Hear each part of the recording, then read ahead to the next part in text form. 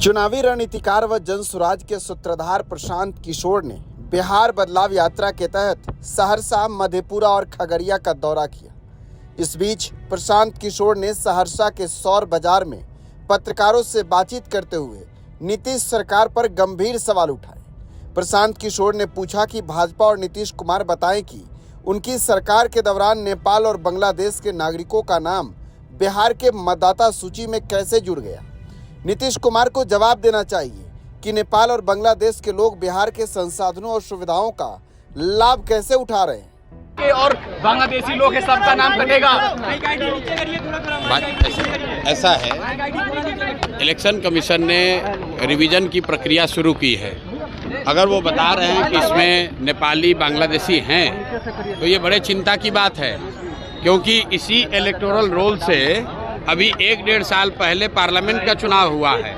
मोदी जी उसी electoral roll से चुनकर प्रधानमंत्री बने हैं। तो क्या इलेक्शन कमीशन ये मान रहा है, स्वीकार कर रहा है कि जिस इलेक्टोरल रोल से लोकसभा का चुनाव हुआ उसमें बहुत सारे बांग्लादेशी या दूसरे गैर कानूनी लोग वहाँ पर उस इलेक्टोरल रोल में हैं। और दूसरी जो बड़ी बात है कि अगर ये लोग बिहार में आके रह रहे हैं तो बिहार में तो भाजपा की, नीतीश की ही सरकार है। ये लोग कैसे रह रहे हैं, पुलिस प्रशासन क्या कर रहा है, ये भी चिंता का बात है। और कहीं ना कहीं नीतीश सरकार को जवाब देना चाहिए कि इतने लोग जो इलेक्शन कमीशन कह रहा है, सरकार की संस्था कह रही है, सरकार की संवैधानिक संस्था कह रही है कि बहुत सारे नेपाली, बांग्लादेशी यहाँ पर आके रह रहे हैं और उन्होंने इलेक्टोरल रोल में बजाता अपना नाम लिखवाया है। तो नीतीश सरकार को जवाब देना चाहिए कि ऐसे लोगों को बिहार में आकर रहने का, यहाँ की सुविधाओं का फ़ायदा उठाने का, यहाँ वोट देने का अधिकार उनकी सरकार के रहते कैसे संभव हो पाया है। तेजस्वी यादव ने आरोप लगाया है कि जो सुप्रीम कोर्ट का आदेश था उसको इलेक्शन कमीशन फॉलो नहीं कर रहा है। देखिए, तेजस्वी यादव क्या कह रहे हैं, नहीं कर रहे हैं, उसका कोई बहुत महत्व नहीं है। महत्व इस बात का है कि इलेक्शन कमीशन अगर इलेक्शन लिस्ट को, इलेक्टोरल रूल को, लिस्ट को ठीक कर रहा है तो उनकी ये जिम्मेवारी है कि हर वो नागरिक जो 18 साल से ज़्यादा उम्र का है और उसके पास वोट देने की योग्यता है, उसको वोट देने का अधिकार मिलना चाहिए, उसका नाम नहीं काटा जाना चाहिए।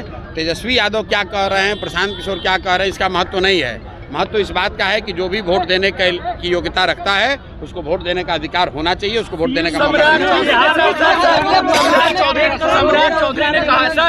सम्राट चौधरी ने कहा है कि बिहार में लॉ एंड ऑर्डर की स्थिति बिल्कुल ठीक है, आपसी मतभेद के कारण ये हत्याएं हो रही है। सम्राट चौधरी लॉ एंड ऑर्डर पर, सम्राट चौधरी का बोलना ऐसे ही है जैसे मैं क्वांटम फिजिक्स पे अगर कुछ बोलने लगूं। भाई, सम्राट चौधरी को लॉ एंड ऑर्डर का क्या समझ है? सम्राट चौधरी तो गृह मंत्री नहीं है, सम्राट चौधरी कोई लॉ एंड ऑर्डर के विशेषज्ञ नहीं हैं। गृह मंत्री यहाँ पर नीतीश कुमार हैं और वो अचेतन अवस्था में हैं। उनकी बुद्धि और उनका मानसिक और शारीरिक स्थिति ऐसा नहीं है कि उनको पता चले। सरकार का इकबाल खत्म हो गया है, जिसको जो मन आ रहा है वो कर रहा है। पूरे सरकार को 3-4 अधिकारी और 4-5 उगाही मंत्री चला रहे हैं, इसीलिए पूरे बिहार में ये दुर्दशा की स्थिति है।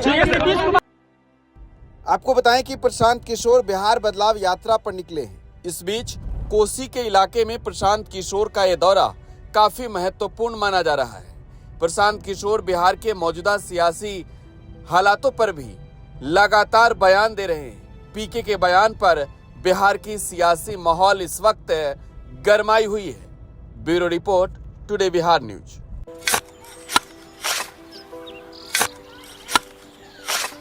नई का साल मुबारक हो चाचा। हाँ, मुबारक। जब तक इस सरकार बा तब तक नया साल मुबारक।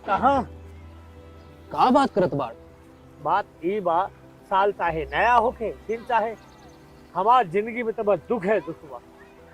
बाढ़ के समस्या 10 का 10 बा। फसल बर्बाद हो जाला या ऑन पॉन बिक जाला, ना कोई उपाय बा ना कोई राहत। बात तो सच बा चाचा, फिर से बाहर जाए के सोचे के पड़ रहे हैं कि सरकार से कुछ ना हुई। कबू कबू तो लागेला हमरे मजदूरन की जिंदगी में कोनो नया साल सच में मुबारक हुई। नया साल तो तब मुबारक हुई जब नई सरकार आई। बात तो सही बा चाचा। नया साल, नई सरकार, नया संकल्प, नया बिहार।